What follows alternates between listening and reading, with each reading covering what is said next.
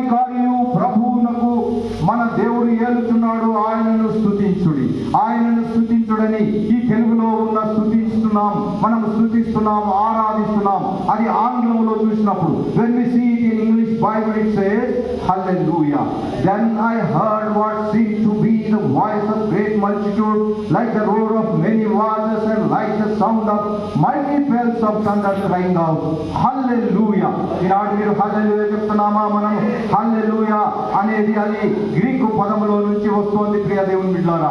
కాబట్టి హల్లెలూయా అనగా దేవుని స్తుతించుడి. తెలుగులో అనువాదము అప్పుడు చేసిన వాళ్ళు, అప్పుడు ఎవరు అని అంటే ఆ యొక్క అప్పుడున్న ఆ యొక్క బ్రాహ్మణులు మనకు సహాయం చేశారు. బ్రాహ్మణులు అంటే వాళ్ళు బాప్తిసం పొంది వారు మనసు పొందిన వాళ్ళు కాదు, కానీ అప్పుడు మనకు సహాయం చేయుటకు వారిని విన్నవించుకున్నప్పుడు వారు కూడా వచ్చి వారి తర్జుమాలో పాలి భాగస్తులైన చూచారా ప్రియ దేవుని బిడ్డలారా. వారికి ఈ హల్లెలూయాకు తత్సమానమైన తెలుగు పదము అప్పట్లో లభించలేదు, తర్జుమా చేసేటప్పుడు లభించలేదు. అందుకని తెలుగులో ఏమని ఉన్నది? వారు దేవుని స్తుతించుడి, ఆయనను స్తుతించుడి. గొర్రె పిల్ల వివాహోత్సవ సమయము వచ్చి ఉన్నది. సందర్భం ఏమిటి ప్రియ దైవజనులారా? సందర్భం ఏమిటంటే గొర్రెపిల్ల వివాహోత్సవ సమయము వచ్చి ఉన్నది. అందుకని ప్రియ దేవుని బిడ్డలారా, ఈ సమయంలో గొర్రెపిల్ల వివాహం జరగబోతోంది. ఆయన భార్య తను తాను సిద్ధపరచుకొని, భార్య ఎవరండి? సంఘము తన భార్య. ఆ సంఘమును ఆయన సిద్ధపరుస్తున్నాడు. ఎప్పుడైతే సంఘము సిద్ధపరచబడుతుందో, ఎప్పుడైతే సంఘము సిద్ధపరచబడిన తర్వాత వెంటనే గొర్రెపిల్ల వివాహోత్సవ సమయం ఏర్పడుతోంది. అప్పుడు అది సందర్భము that is the background for which, అదే సందర్భము పరలోకము తెరవబడి ఉండుటకు. ఎప్పుడైతే సంఘం అయితే సిద్ధముగా ఉండదో అప్పుడే పరలోకము తెరవబడుతుంది. సంఘము సిద్ధపడనంత వరకు ఆ పరలోకము తెరవబడదు. ఆమేన్. హల్లెలూయా, హల్లెలూయా. దేవునికి మహిమ కలుగును గాక. భార్య తను తాను సిద్ధపరచుకొని ఉన్నది కనుక మనము సంతోషించి ఉత్సహించి ఆయనను మహిమపరచదమని చెప్పగా వీటిని ఎవరు వింటున్నారు? యోహాను గారు పరవశుడై ఆత్మలో ఉండి ఆత్మలో ఆయన ఈ వచనాలను విన్నాడు. దేవునికి మహిమ కలుగును గాక.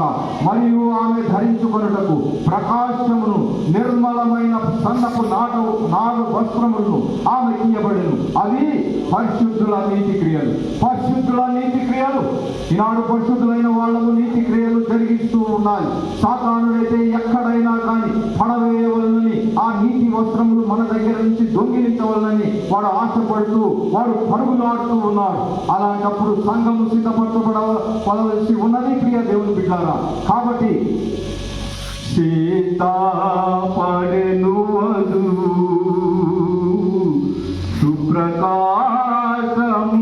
గల, సిద్ధపడెను వధువు సుప్రకాశము గల, నిర్మల వస్త్రములతో నాలంకరించుకొనె, నిర్మల వస్త్రములతో నాలంకరించుకొనె, గొర్రె పిల్ల వివాహోత్సవ సమయము వచ్చెను, రండి.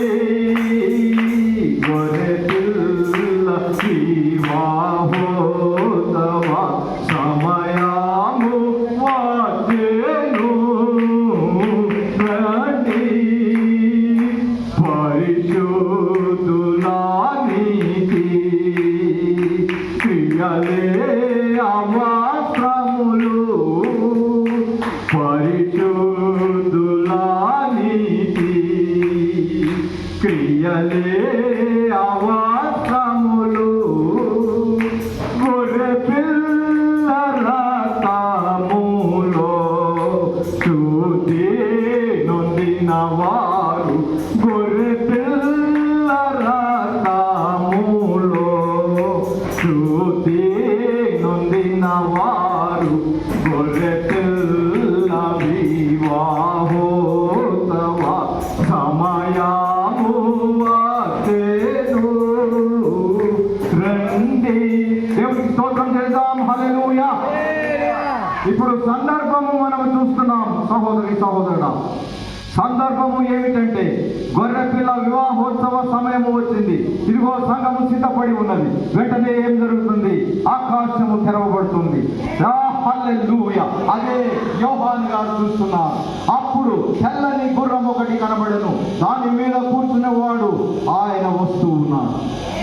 తెల్లని గుర్రం మీద కూర్చున్నవాడు వస్తూ ఉన్నాడు.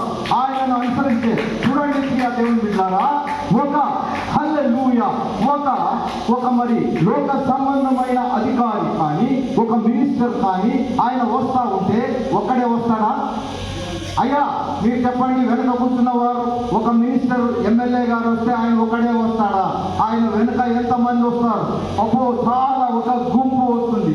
అదే చెప్పబడుతుంది ఇక్కడ చూడండి ప్రియ దేవుని బిడ్డలారా, 14వ వచనంలో 19వ వచనం అధ్యాయం 14లో పరలోకమందున సేనలు శుభ్రమైన తెల్లని నారబట్టలు ధరించుకొని తెల్లని గుర్రములకి ఆయనను వెంబడించుతుంది. ఆయనను వెంబడిస్తున్నారు.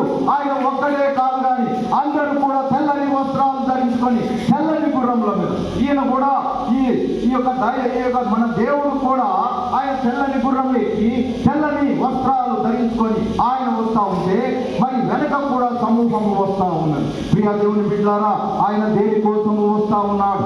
ఆయన దేనికోసము వస్తాడు? ఆయన ఎలా వస్తున్నాడు? ప్రియ దేవుని బిడ్డలారా, ఆయన ఎలా వస్తున్నాడు చూడండి. హల్లెలూయా. గ్లోరీ, దేవునికి మహిమ కలుగును గాక. గ్లోరీ, దేవునికి మహిమ కలుగును గాక. కనుక ప్రియ దేవుని బిడ్డలారా, ఇంతవరకు మనం చూస్తూ వస్తున్నాం ఆయన అసలు రావడానికి కారణము ఏమిటి అని చూస్తూ వచ్చాం. The reasons for his coming, ఆయన వచ్చే. కాబట్టి ఇప్పుడు మీరు అడగవచ్చు, మాస్టర్ గారు ఆయన ఎక్కడికి వస్తారు? మరి ఇంతగా వస్తున్నారు అంటున్నారు కదా, ఎక్కడికి వస్తారంటే మీరు 4 రోజుల క్రితం ఆ యొక్క యూట్యూబ్లో కానీ ఆ యొక్క టీవీలో కానీ చూస్తే ఒక స్థలం గురించి మాటికి చెప్పబడింది. ఎవరు చూశారో నాకు తెలియదు కానీ నేనైతే చూశాను దాన్ని. ప్రియ దేవుని బిడ్డలారా, అదే వాక్యంలో చెప్పబడ్డది. ఆయన ఎక్కడికి వస్తున్నారు అనేది ఆల్రెడీ చెప్పబడ్డది. ఏది కూడా చెప్పకుండా ఆయన చేయరు. Is having a big plan ప్రకారమే చేస్తూ ఉంటారు. నాన్ ప్లాన్ ఏది కూడా చేయరు. మనం కూడా మన జీవితాల్లో ఒక దైవజనులుగా మనం చేయాల్సిన పని ఏమిటంటే మనం ప్లాన్ ప్రకారమే సమస్తమును జరిగిస్తూ రావాలి. నమ్మిన వారు ఆమె చెప్తారా? ఆమె. హల్లెలూయా. దేవునికి మహిమ కలుగును గాక. Glory Jesus. హల్లెలూయా. కనుక ప్రియ దేవుని బిడ్డలారా, ఆయన వస్తూ ఉన్నారు. ఎక్కడికి వస్తూ ఉన్నారు అని అంటే చూడండి, జకరియా గ్రంథము 14వ అధ్యాయము 3వ వచనానికి వెళ్దాం. ఆయన ఎక్కడికి వస్తూ ఉన్నారు అనేది చూడండి. జకరియా గ్రంథం 14వ అధ్యాయము 3వ వచనం. అప్పుడు యెహోవా బయలుదేరి తాను యుద్ధ కాలంలో యుద్ధము చేయు రీతిగా ఆ అన్యజనులతో యుద్ధము చేయదు. ఆయన ఎందుకు వస్తున్నాడు? యుద్ధము చేయటకే వస్తున్నాడని మనం చూశాము. అంతే కదండి, యుద్ధము చేయటకు వస్తున్నాడు. ఈసారి అందరినీ ప్రేమించి హక్కున చేసుకొని అది కాదు, ఆయన విమర్శ చేయటకు. ఎవరు మంచి చేశారు, ఎవరు చెడు చేశారు, ఇంతగా దైవజనులను పంపించి, ఇంతగా ఇదిగో మరి ప్రవక్తలను పంపించి, అపోస్తలులను పంపించి ఇంతగా దేవుని సేవ ప్రచురం చేస్తూ ఉంటే ఎంతగా దేవుని సన్నిధికి రాలేక ఉన్న వాళ్ళను ఆయన విమర్శన చేస్తాడు. ఎందుకు రాలేదయ్యా అని నిలదీసి అడుగుతూ ఉంటారు. కాబట్టి యుద్ధం చేయటకు ఆయన వస్తూ ఉన్నాడు. అప్పుడు ఆ దినమున ఎక్కడికి వస్తారనుకుంటున్నారు? మీరు ఎక్కడికి వస్తారనుకుంటున్నారు? మీ తలంపులు ఎలా ఉన్నాయి? ఆయన ఎక్కడికి వస్తారు? భూభాగంకి వస్తారా? అసలు భూమి మీదకి వస్తారా? వస్తే భూమికి ఎక్కడ ఉంటారు? చూద్దాం రండి. 3వ వచనం. ఆ జకరియా గారికి పరిశుద్ధాత్మ దేవుడు ఆల్రెడీ చెప్పేశాడు ఆ వచనాన్ని. 14:3లో దేవుడు 4లో చూడండి. ఆ దినమున యెరూషలేము ఎదుట తూర్పు తట్టుననున్న ఒలీవ కొండ మీద ఆయన పాదములు, ఒలీవ కొండ, ఆ దేవునికి స్తోత్రం, పాదములు ఉండగా ఆయన పాదములు ఎక్కడ పెడుతున్నాడంటే యెరూషలేమునకు తూర్పున ఉన్న ఒలీవ కొండ మీద ఆయన పాదము మోపనే ఉన్నారు. అది ఎక్కడుందండి? యెరూషలేము ఎక్కడుంది బ్రదర్? అయ్యా పాస్టర్ గారు యెరూషలేం ఎక్కడ ఉంది? ఇక్కడే భూమి మీద ఉంది. ఇశ్రాయేలుకు క్యాపిటల్, ఇశ్రాయేల్ దేశం ఇప్పటికి కూడా ఉంది. ఆ ఇశ్రాయేల్ దేశానికి క్యాపిటల్ గా యెరూషలేం ఉంది. ఆ యెరూషలేం నగరంలో తూర్పు భాగంలో ఒలీవల కొండ ఉంది. ఇందాక చూసారా టీవీలో చాలా చక్కర్లు కొట్టిందనేది. ఆ టీవీలో చక్కర్లు కొట్టింది ఏం లేదండి. ఆ ఒలీవల కొండ ఎలా అవుతుంది ఆయన అడుగు పెట్టబోతా ఉంటే అంటే ఒలీవ కొండకు అర్థమైపోయింది. ఒలీవల కొండకు అర్థమైపోయింది సహోదరుడా సహోదరి. ఏమి అర్థమైంది అని అంటే ఒలీవల కొండ తూర్పు తట్టులకు పడమటి తట్టులకు నడిమికి విడిపోయి తూర్పు పడమటకు ఈ నడిమికి విడిపోతుంది అని దేవుని వాక్యం చదివిస్తోంది. ఈనాడు చూస్తే ఒలీవల కొండ కొంచెం అలాగూ మరి ఆ యొక్క పాయగా అయినట్టు వాళ్ళందరూ శాస్త్రజ్ఞులు భూగర్భ శాస్త్రజ్ఞులు కనుగొన్నారు. దేవుని బిడ్డారా, దీన్ని బట్టి ఏమర్థమవుతోంది? దేవుని రాకడ బహుశా బహు సమీపంగా ఉందేమో మనం ఎవరము చెప్పజాలము, కానీ ఆయన రాకడ బహు సమీపంగా. అయితే ఒలీవల కొండకు తెలిసిపోయింది అది ఇట్లా నెలబాసిందని, ఎందుకు ఇట్లా జరిగిందని శాస్త్రజ్ఞులకు అందుపడట్లేదు. మీరు అనుకుంటున్నారా శాస్త్రజ్ఞులకు ఆ తెలియని విషయాలు దీంట్లో లేవు అని? శాస్త్రజ్ఞులు గొప్పవారు అనుకుంటున్నారా? అదే కాదండి. శాస్త్రజ్ఞుల కంటే గొప్ప విషయాలు ఇదిగో దేవుని వాక్యంలో ఉన్నాయి. మనం దేవుని వాక్యం చెంతకు రాగలిగితే ఎంతటి గొప్ప వ్యక్తి అయినా దేవుడు దీవిస్తాడు. నమ్మిన వారు ఆమేన్ చెప్పండి. ఆమేన్, హల్లెలూయా, గ్లోరీ జీసస్. అయితే తూర్పు నుండి పడమటి వరకు, తూర్పు నుండి పడమటి వరకు ఆ స్థలం నుండి స్థలం ఇలాగా మాయలుగా తీర్చబడింది అది. కాబట్టి విడిపోయి కొండ ఉత్తరపు తట్టునకు సగము, కొండ దక్షిణము తట్టునకు జరుగును అని దేవుని వాక్యంలో. ఇలాగ విడిపోయిన తర్వాత ఇటు కొంచెము జరుగును. ఆ జరిగిన విశాలమైన లోయ ఒకటి ఏర్పడును. ఆ లోయ ఏర్పడుతుందని దేవుని వాక్యం. వింటున్నారా? వినవాళ్ళు ఆమేన్ చెప్పండి. ఆమేన్, హల్లెలూయా. ఇది జరగబోతుంది. ఎక్కడికి వస్తున్నాడు ఇప్పుడు చెప్పండి? దేవుడు అయితే బయలుదేరాడు. ఆకాశం నుంచి దేవుడు బయలుదేరాడు. ఎక్కడికి బయలుదేరుతున్నాడు ప్రియ దేవుని బిడ్డలారా? ఒలీవల కొండకు. హల్లెలూయా చెప్తామా? హల్లెలూయా, దేవునికి మహిమ కలుగును గాక. కాబట్టి ఆయన రాకడ సమీపమైంది. సంఘము సిద్ధపాటు కలిగి ఉండాలని ఇన్ని ప్రసంగాలు, ఇంత ప్రయాస, ఇంత మరి ఇన్ని యొక్క ఉజ్జీవ సభలు, ఉపవాస సభలు అనేకములు పెట్టినా కానీ జనులు రాలే. జనులకు ఏది కొరవ అవుతుందంటే ఈ వాక్యము ఏదో సైంటిఫిక్ గా లేదని అనిపిస్తుందా, లేకపోతే దేవుని వాక్యం పట్ల విశ్వాసంగా ఎంతో కొంత కొరవడిందా, తగ్గిపోయిందా? ఒకసారి ఆలోచించుకుందాం. ఏ స్థితిలో మనం ఉన్నాం? దైవజనుడా, ఏ స్థితిలో మనం ఉన్నాం? మన సంఘంలో ఉన్న విశ్వాసులకు మనం ఏమి బోధ చేస్తున్నాం? ఈ విషయాలను బట్టి వారిని పురికొల్పుతున్నామా? ఇది సైంటిఫిక్ గా నిరూపింపబడిందని ఈనాడు భూగర్భ ఆ యొక్క మరి శాస్త్రజ్ఞులను చూసిన, ఆర్కియాలజిస్టులను చూసిన అన్ని విషయాలు వాళ్ళు తేటతెల్లగా వాళ్ళు వెలికి తీస్తూ ఉన్నారు. మరువైనది ఏది లేదు బిడ్డారా. కాబట్టి ఏదైతే 5000 సంవత్సరాల నుంచి బైబిల్లో జరుగుతున్న అవన్నీ కూడా యాజిటీస్ గా అట్లా ఇక్కడ ఇప్పుడు అవైలబుల్ ఉన్నాయి. ఎక్కడ? ఇశ్రాయేలులో. అందుకనే ప్రియ దేవుని బిడ్డారా, ఆయన మరి ఆ యొక్క సంఘము సిద్ధపాటు కలగానే ఆకాశము తెరవబడింద చూసి ఇదిగో ఆయన వస్తున్నాడు, యుద్ధము చేసి. ఎక్కడికి వస్తున్నాడు? ఒలీవల కొండ. ఆమేన్ చెప్తాం. ఆమేన్, హల్లెలూయా, హల్లెలూయా. కాబట్టి అక్కడ పాస్టర్ గారు వస్తున్నారు, కానీ అక్కడ ఏమి చూడండి 13వ వచనంలో రక్తములో ముంచబడిన వస్త్రము ఆయన ధరించుకొని ఉండేది. 14లో చూస్తే వాళ్ళందరూ కూడా తెల్లని వస్త్రాలు ధరించుకున్నారు. ఏం ధరించుకున్నారు? తెల్లని వస్త్రాలు అందరూ ధరించుకుంటే ఇతను కూడా, దేవుడు కూడా తెల్లని గుర్రమే ఎక్కారు, కానీ ఆయన వస్త్రాలు మాత్రం ఎర్రగా ఉన్నాయి. అవునంటారా? కాదంటారా? అవునని వారు ఆమేన్ చెప్తారా? ఆమేన్, హల్లెలూయా. అయితే మన ప్రశ్న ఏమిటి ఈ సాయంత్రం ఉదయకాల సమయం అని అంటే, ఆయన వస్త్రములు ఎర్రగా ఎందుకు మారాయి? వినండి ప్రియ దేవుని బిడ్డలారా, ఆయన వస్త్రములు ఎందుకు ఎర్రగా అవుతున్నాయి? ఎర్ర రక్తముతో ముంచబడిన వస్త్రము ఆయన ధరించుకొని ఉండెను. దేవునికి స్తోత్రం, హల్లెలూయా. ఇందాక చెప్పుకున్నాం, చూసారా? యెషయా గారికి ఈ తలంపు వచ్చింది. యెషయా గారు ఒక ప్రశ్న దేవుడిని అడుగుతూ ఉన్నారు. ఇదే ప్రశ్న యెషయా గారు ఎప్పుడున్నారు? ఇప్పుడు చెప్పండి. భూభాగంలో క్రీస్తు పూర్వము 700 సంవత్సరముల క్రితము యేషయా గారు ఉన్నారు. క్రీస్తు పూర్వం. క్రీస్తు వచ్చిన తర్వాత ఇప్పుడు ఎన్ని సంవత్సరాలండి? 2025. వెరసి ఎన్ని సంవత్సరాలైంది? 2725 సంవత్సరాల క్రితం మనకు జబజేకబయ్య గారు ప్రవక్తగా ఎలా ఉన్నారో, ఎలాగా ఆయన పరిచర్యలు చేస్తున్నారో, సేవకులందరికీ కూడా ఆయన ఉన్నతమైన పదవి. అది మనతో సమానమైన పదవి అని ఎప్పుడు అనుకోవద్దు. ఎందుకంటే దేవుని వాక్యంలో మొదటగా అపోస్తలు, రెండవదిగా ప్రవక్తలు, మూడవదిగా సువార్తికులు, నాలుగవదిగా మరి ఆ యొక్క సంఘ నాయకులు, ఆ ఐదవదిగా బోధకులు. ఇది ఒక క్రమము దేవుడు ఏర్పాటు చేశాడు. కనుక ఒక ప్రవక్త వచ్చారంటే, ఒక దైవజనుడిగా మన కర్తవ్యం ఏమిటంటే లేచి నిలబడి ఆ యొక్క పోలీసు వాళ్ళని చూసారా? ఒక ఎస్ఐ వస్తున్నాడంటే కానిస్టేబుల్ ఏం చేస్తాడండి? అది లేచి నిలబడి బిగ్ సల్యూట్, హల్లెలూయా. ఏమిటి? మనం కూడా సైనిక వర్గానికి చెందిన వాళ్ళమే. క్రీస్తులో ఉన్న ఒక సైనికుడిగా ఉండాలి. సమయమనక అసమయమనక ఇదిగో ఇది చేపట్టి ఎప్పుడు పిలిస్తే అప్పుడు సమయాన్ని పాటించే వారిగానే మనం ఉండాలి. నమ్మేవారు ఆమె చెప్తారా? ఆమె హల్లెలూయా. ఒక సైనికుని, మంచి సైనికుని పోలి ఉండవలను. అయితే సైనికుని కూడా ఈ యొక్క ఆర్డర్ ఒకటి ఉంటుంది. మొదట అపోస్తలుడు, రెండుగా ఎవరు? రెండుగా ప్రవక్త, మూడుగా సువార్తికుడు, నాలుగవది ఇదిగో బోధకు, నాలుగవది మరి సంఘ నాయకుడు, ఐదవది బోధకుడు, టీచర్. దేవుడికి స్తోత్రం. నేను హెచ్ఎస్సి యూనివర్సిటీలో బోధ చేస్తున్నాను. దాదాపు 6000 మంది దైవజనులు ఇప్పటికీ వాళ్ళకు తరగతి ఇవ్వడం జరిగింది. దేవుడికి స్తోత్రం, హల్లెలూయా. కనుక ఒక ఆర్డర్ ఇంత చేసినా కానీ ఆర్డర్ ఏంటంటే అది చివరిగా ఉండాలి. అది చివరిగా ఉండాలి దేవుని ఆర్డర్ని బట్టి. ఇదిగో యేషయా గారు కూడా, ఇప్పుడు చెప్పండి, యేషయా గారు ఇప్పుడు ఉన్నారు భూభాగం మీద.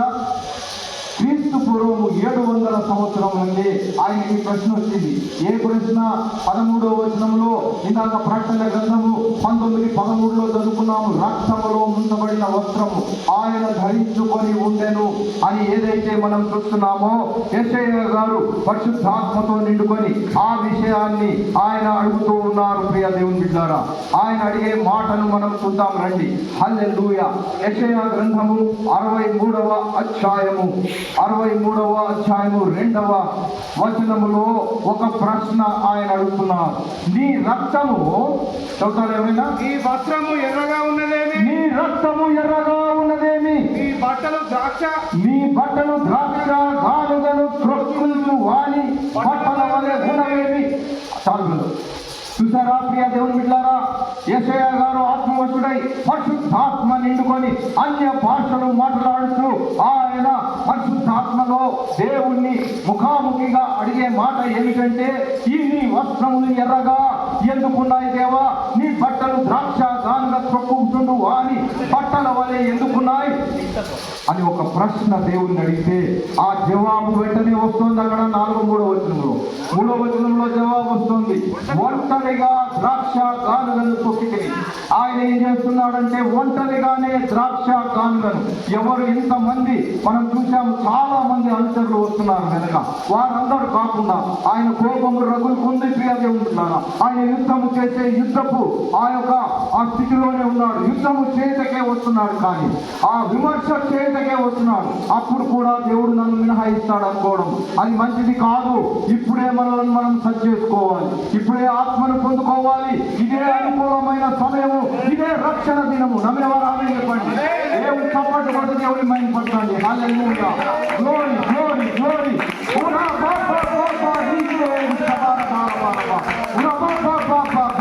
కనుక ప్రియ దేవుని ఇస్తారా, దేవుని వాక్యం మనం కూడా దేవుని ఒక ప్రశ్న అడిగితే వెంటనే చేయొచ్చు, లేదా కొన్ని దినముల తర్వాత ఆ మరి విశేషముగా దైవజనుడు అడిగిన వాటికి వెంటనే జవాబు వస్తుంది. నమ్మిన వారు ఆమె చెప్పండి. ఆమె అందుకని దైవజనునికి, ప్రవక్త గారికి అతి సన్నిహితంగా ఉండాలి మనం. ఎందుకంటే ఆయనతో ముఖాముఖిగా దేవుడు మాట్లాడుతుంటున్నాడు. ఇది చూడండి, ఈ యేషయా మరి ఈ యొక్క ప్రవక్త ఒక ప్రశ్న దేవుణ్ణి అడిగినప్పుడమ్మా, ఒక ప్రశ్న దేవుణ్ణి అడిగితే, అయ్యా నీ రంగంతా ఎర్రగా ఎందుకైందంటే ఆయన నేను ఒంటరిగానే గానుగంటే ఆ యొక్క ద్రాక్ష గానుగని అనుకుంటున్నారా? అదే కాదండి, అది సాదృశ్య రూపంగా ఆయన మాట్లాడుతున్నాడు. కోపగించుకొని అనే పదం వాడుతున్నాడు. రౌద్రం చేత రగులుకుంటోంది ఆయన శరీరం, కోపం. ఇంతగా నా ప్రవక్తలను పంపించిన, ఇంతగా అపోస్తలులను పంపించిన, ఇంతగా దైవజనులను పంపించిన వీరు నా మాట వినకపోయే అనే రౌద్రం, అదే కోపం. వారి రక్తము నా వస్త్రముల మీద చిందినది, నా బట్టలన్నీ దాగులే. చూసారా ప్రియ దేవుని బిడ్డలారా, దేవుని యొక్క జవాబు ఏమై ఉన్నది? ఆయన అందరినీ రౌద్రము చేత, కోపము చేత ఆ గానుగా తిప్పినట్టుగా తిప్పడానికి ఆయన రెండవసారి వస్తున్నాడని సంతోషించాల్సింది కాదు. కానీ మన జీవితాలను మనం సరి చేసుకోవాలి. మనం సరి చేసుకొని మనము అలర్ట్ గా ఉండి ఎప్పుడు వస్తాడో తెలియదు కనుక ఆ తర్వాత మన సంఘాన్ని అలర్ట్ చేయాలి. మన విశ్వాసులను మరి అలర్ట్ చేసి, అయ్యా నువ్వు రక్షణ పొందు, నువ్వు బాప్తీసం తీసుకునే వాళ్ళని జాప్యం చేయక వెంటనే వాళ్ళని ఎక్కడికైనా తీసుకెళ్ళి బాప్తిస్మాలను మనం ఇవ్వాలి. ఎందుకంటే దేవుని రాకుండా ఇవ్వ చూసారా, కోపము, రౌద్రము, వారి రక్తము నా వస్త్రముల మీద పడ్డాయి. పగ తీర్చుకొను అనే పదం వాడుతున్నాడు. ఆయన పగ తీర్చుకుంటాడు. ఇంతగా వాక్యం చెప్పిన తర్వాత కూడా వినకపోతే పగ తీర్చుకుంటాడు. సహోదరుడా, అది జ్ఞాపకం చేసుకోవాలి. దేవుడే కదా పగ ఎందుకు తీర్చుకుంటాడు అంటున్నారా? ఒకసారి మరి గొర్రె పిల్ల వలె వచ్చాడు, గొర్రె వలె వచ్చి తను సిలువలో సమర్పించుకున్నాడు. కానీ ఈసారి అలా జరగదు, మాటికి అలా జరగదు. సహోదరుడా, అది పోయింది, ఆ కాలం పోయింది. మీరు చూసారా, మోకాళ్ళ నొప్పులు ఉన్నవారు ఎంతమంది ఉన్నారు? డాక్టర్ గారి దగ్గరికి వెళ్తే ఒక సమయం ఉంటుంది, ఇంజక్షన్ ద్వారా తగ్గుతుందే, ఏదో గుజ్జు పంపిస్తాము మోకాళ్ళలోకి అంటారా? మోకాళ్ళలోకి గుజ్జు పంపిన తర్వాత అది బాగుపడుతుంది. కానీ ఒక సమయం వస్తుంది, ఆ గుజ్జు పంపే ఆ టైం కూడా అయిపోతుంది. ఇక వేరే శరణం లేదండి, మీరు ఆపరేషన్కే వెళ్ళాలి, ఆ ఇంజక్షన్ ఇచ్చిన పనికిరాదు, సమయం అయిపోతుంది. కాబట్టి సహోదరుడా, ఈనాడు మనకు సమయం అయిపోయింది. గొర్రెపిల్ల వివాహోత్సవ సమయమే మిగిలిపోయింది. గొర్రెపిల్ల వివాహోత్సవ సమయము సహోదరుడా, ఆయన రాబోతున్నాడు. ఆయన మరి ఎలా రాబోతున్నాడు ప్రియ దేవుని బిడ్డారా? ఆయన మరి గుర్రమును ఎక్కి, తెల్ల గుర్రమును ఎక్కి ఆయన రాబోతున్నాడు. ఆయన వస్త్రములు ఎర్రమయము ఎందుకయ్యాయంటే అందరినీ విమర్శ చేస్తున్నాడు, అందరినీ త్రొక్కి వేయిస్తున్నాడు. నేను చూసి ఆశ్చర్యపడి అంటున్నాడు. ఆయన ఆశ్చర్యపడుతున్నాడు. దేవునికే ఆశ్చర్యము కలుగుతుంది. ఎందుచేత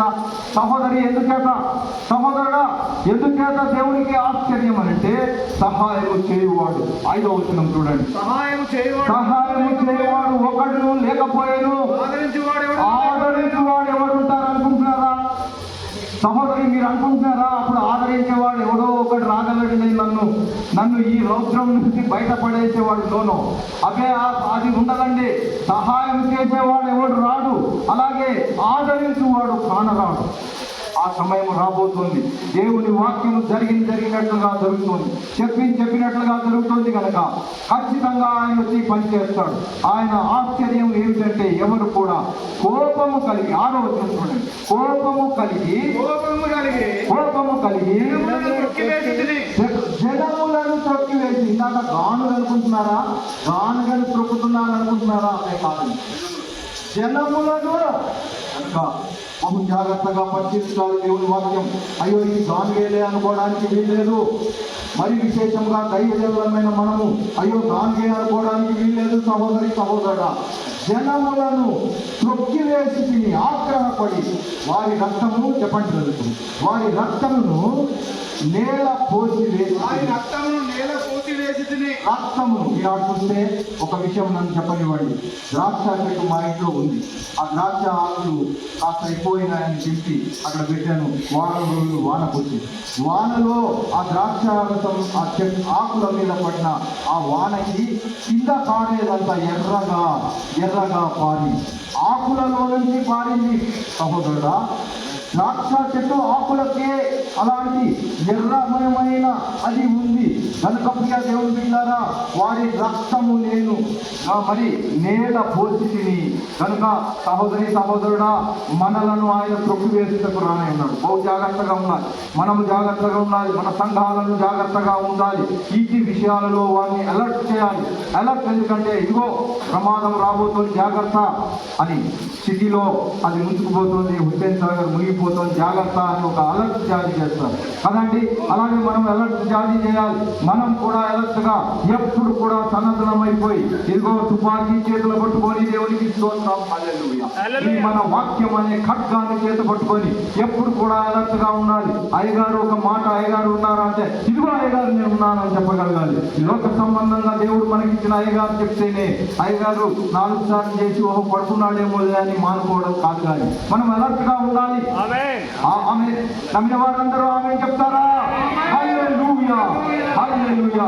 మన సంఘాలను కూడా అలర్ట్ గా ఉండాలి. ఎందుకంటే ఈ మధ్య కాలంలో మరొకటి జరిగిపోతుంది, అదే శ్రమల కాలం. ఈనాడు మనం చూస్తే ఇంతగా ఇశ్రాయేలు, ఇంతగా మరి యెరూషలేము నగరంలో మరి ఆ యొక్క కొండ, ఒలీవల కొండకు ఆయన దిగి వస్తారని మీరు అనుకుంటున్నారే, అయినప్పటికీ అక్కడ ఉన్న ప్రజలందరూ దేవుని నమ్ముకున్నారని అనుకునే వాళ్ళు చేసి చూపిస్తారు. అక్కడ ఉన్న వాళ్ళందరూ దేవుని నమ్ముకున్న వాళ్ళే ఇశ్రాయేలీయులు, యూదులు అనుకుంటున్నారు. అదే కాదండి. ఓన్లీ 2%. మన దేశంలో ఎలాగైతే మనము 2% మనము క్రైస్తవులుగా ఉన్నామో అక్కడ కూడా ఇప్పటికీ కూడా అయితే దేవుని వాక్యం సజీవం కలది. ఆయన అబ్రహాముకి చేసిన వాగ్దానాన్ని వెనుకకు తీసుకోలేడు. దేవుడి నాడు చేసే ప్రతి వాగ్దానాన్ని వెనుకకు తీసుకోడు. ఆ వాగ్దానము తన దైవజనుల గుండా, తన దాసుల గుండా మనకు వ్యక్తపరుస్తూ ఉంటాడు. నమ్మిన వారు ఆమె చెప్తారా? ఆ వాగ్దానాన్ని మనం స్వీకరించాలి, చేపట్టాలి, గట్టిగా పట్టుకోవాలి. సహోదరి సహోదరుడు, గట్టిగా పట్టుకోవాలి. ఎందుకంటే వాగ్దానం నెరవేరుతుంది. వాగ్దానం ఎంతమంది నమ్ముతున్నారు? వాగ్దానం నెరవేరుతుందని. హల్లెలూయా. అది వట్టిగా పోదండి, అది వట్టిగా రాదు కూడా.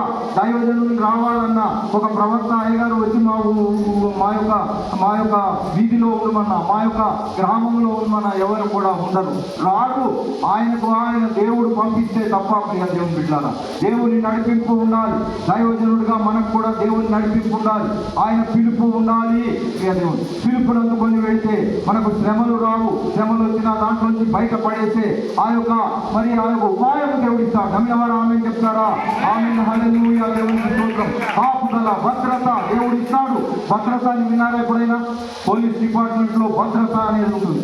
భద్రత అనే హెడ్ కింద, ఆ హెడ్ కింద వాళ్లకు కాలిరిగినా, చెయ్యిరిగినా, ఏదైనా కానీ వాళ్ళ పిల్లలకు కానీ భార్యలకు కానీ ఏదైనా అవుతే ఒక భద్రత అనేది కల్పిస్తారు సర్కారులో. వాళ్ళు వెళ్ళి ఆ హాస్పిటల్లో చేరి భద్రత కింద ఉచితంగానే అన్ని పొందుకుంటారు. దేవుడైతే మనము ఆయన సన్నిధిలో ఆయన పరిచర్య చేస్తూ మనం ముందుకెళ్తున్నప్పుడు ఆయన మనకు భద్రత కలిగిస్తాడు. అనే వారు ఆమె చెప్తారా?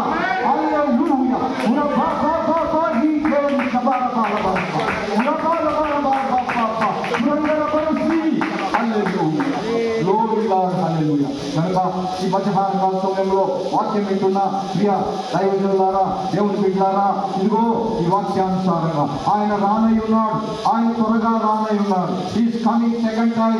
కాబట్టి ప్రియ దేవుని బిడ్డలారా, కాబట్టి ఆయన రక్తం ఎర్రగా ఉన్నదని బహు జాగ్రత్తగా చూడాలి. ఆయన రావడానికి కారణాలను చూస్తూ వచ్చాం. ఆ దేవునికి స్తోత్రం. ఆయన ఎప్పటికీ వస్తారు అంటే భూభాగంలో ఆ యెరూషలేము, దానికి ఆ యొక్క యెరూషలేమునకు తూర్పు వైపున ఉన్న ఒలీవల కొండ మీదకి ఆయన వచ్చి 1 సంవత్సరం కాదు, 5 సంవత్సరాలు కాదు, 10 సంవత్సరాలు కాదు, 100 సంవత్సరాలు కానే కాదు, 200 కాదు. దేవునికి స్తోత్రం చెప్తాం. చక్కగా చెప్తారు మాస్టర్ గారు, చక్కగా చెప్తారు. 1000 సంవత్సరాలు పెద్దగా చెప్పండి. 1000 సంవత్సరాలు, 1000 అందరండి, 1000 సంవత్సరాలు అంటే 10 రెట్లు. మనము 100 సంవత్సరాలు బ్రతుకుతామనే వారు చేసి చూపిస్తారా? ఎవరు 100 సంవత్సరాలు మనం బ్రతుకుతామా? అయితే దేవుని ఉద్దేశం 100 సంవత్సరాలు బ్రతికించాలని. ఆయన పిలిచేది కూడా 80 సంవత్సరాల్లో పిలుస్తాడు. 80 సంవత్సరాలు ఉన్న వారు ఎవరైనా ఉన్నారా? అయితే దేవుని పిలుపు మీకోసమే, మన కోసమే. నాకు తెలిసి ఎవరికి 80, 1-2 తప్ప ఎవరు లేరు. 80వ ఏట పిలిచి మరి ఎప్పటి వరకు వాడుకుంటాడు? లోక సంబంధంగా 60 ఏళ్ళకే వాళ్ళు రిటైర్మెంట్ ఇస్తారు. ఎన్ని సంవత్సరాలు? 60 ఏళ్లకు నువ్వు పనికిరావు అని వెళ్ళిపో అంటారు, 60 ఏళ్లకే. కానీ మన ప్రభువు ఆ లోకంలో ఉన్నదానికంటే భిన్నంగా ఆయన పిలిచే పిలుపు పెద్దగా అయినప్పుడు ఆయన పిలుస్తాడు. ప్రియ దేవుని బిడ్డలారా, 40 సుదీర్ఘ సమయాలు, సుదీర్ఘ వసంతాలు, 40 సంవత్సరాలు అనగా 80 + 40 ఎంత అయిందమ్మా? 120 సంవత్సరాలు ఆయన సేవలో ఉండాలి. దేవునికి స్తోత్రం చెల్లిద్దాం. హల్లెలూయా.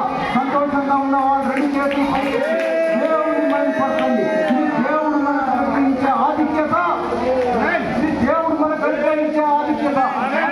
నవయవనముగా ఉండాలి. అయ్యో గుంటిగా అయిపోయి ఇలా నడవలేక అది కాదు దేవుడు కోరుకునేది. ఆయన చనిపోయే టైంకి, ఆ మోషే చనిపోయే టైంకి ఆయనకి ఎంత వయసు అండి? 120. ఆయన దృష్టి మాంద్యము కాలేదు. ఆయన సత్తువ తగ్గలేదు. చెప్పండి, ఆయన సత్తువ తగ్గలేదు. ఈనాడు అనుకుంటున్నారా దేవుని సేవలో నేనున్నాను, నాకు సత్తువ తగ్గిపోయింది అనుకుంటున్నారా? పరిశుద్ధాత్మ దేవుడు మనకు సత్తువనిస్తాడు. నమ్మేవారు ఆమేన్ చెప్పండి. ఆమేన్. హల్లెలూయా. గ్లోరీ. హల్లెలూయా. ఒక మంచి కార్యం ఏమిటంటే సత్తువ కావాలా? ఎవరికైనా సత్తువ కావాల్సిన వాళ్ళు చేయగలుగుతారు. ఈనాడు సత్తువ కావాలి నాకు అనేవాడు, ఈనాడు నా దృష్టి మాంద్యము కావచ్చు అనేవాళ్ళు చేసి చూపించారా? ఓ హల్లెలూయా. అలా అనుకునే వాళ్ళు ఒకటే, ఇగో దేవుని కాపరిగా చేరాలి, దేవుని పరిచర్యకు మీరు సమర్పించుకోవాలి. ఇంకా ఎవరైనా ఉన్నారా? దేవుని పరిచర్యకు సమర్పించుకొని వాళ్ళు మనలో ఇంకెవరైనా ఉన్నారా? వాళ్ళు వెంటనే దేవుని పరిచర్య కనుక మీరు సమర్పించుకోగలిగితే, ఇగో ఈనాడు దేవుడిచ్చే వాగ్దానం ఏమిటంటే ఆయన ముదిమి వస్తు వరకు ఎత్తుకొని వాడను. హల్లెలూయా. ఐగుప్తులో ఉన్న ఏ యొక్క మరి ఆ బలహీనతలు మనకు సంక్రమించవు. దేవునికి స్తోత్రం. తనకు కలిగిన దెబ్బల చేత మనకు స్వస్థత. ఒకవేళ మనం పడ్డాలేసి నిలబడతాం. నమ్మేవారు ఆమేన్ చెప్పండి. ఆమేన్. హల్లెలూయా. దేవునికి మహిమ కలుగును గాక. ఒకటే ఒక మార్గం, అదేంటంటే దేవుని సన్నిధికి వచ్చి ఆయనకు మరి సువార్థికునిగా చేరడం. అలా చేస్తామా? సువార్థికులుగా ఉన్న వారందరూ చేతులు చూపిస్తారా? దేవుని స్తోత్రం. ఇంకా చేరవలసిన వాళ్ళు ఉన్నారు. ఇక్కడ స్త్రీ అని పురుషుడని భేదం లేదు. ప్రియ దేవుని ఉన్నారు. అందరూ దేవుని మైపడతారు. అందరూ ఎందుకు అని అంటే బుద్ధిమి వచ్చే వరకు ఎత్తుకొని వాడు ఆయనే, అంతేకాకుండా సత్వాన్ని ఇచ్చేవాడు ఆయనే, అంతేకాకుండా మంచి బలం ఇచ్చేవాడు ఆయనే. నమ్మేవారు ఆమె చెప్తారా? కాల సమయం. ప్రియ దేవుని బిడ్డారా, ఎందుకు మనం వెయిట్ చేస్తున్నాం? ఎందుకు మనం ఆయన నమ్మలేకపోతున్నాం? కాల సమయం. మేఘాల మీద యేసు వస్తున్నాడు, మేఘాల మీద యేసు వస్తున్నాడు, పరిశుద్ధులందరినీ తీసుకుపోతాడు, పరిశుద్ధులందరినీ తీసుకుపోతాడు. లోకమంతా ప్రేమకాలం, లోకమంతా ప్రేమకాలం, విడువబడుట బహుఘోరం. యేసు రాజుగా వచ్చుతున్నాడు, లోకమంతా తెలుసుకుంటాడు.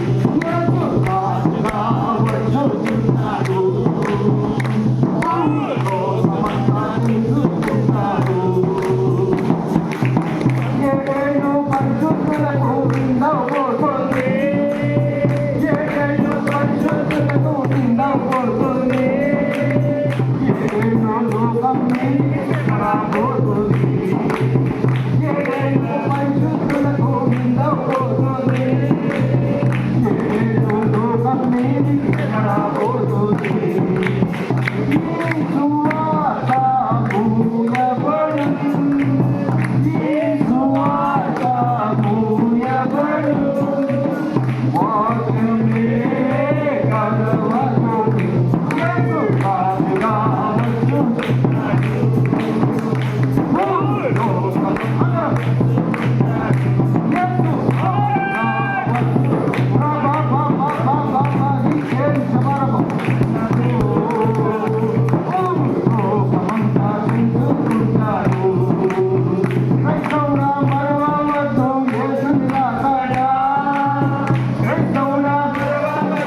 యేసు రాజుగా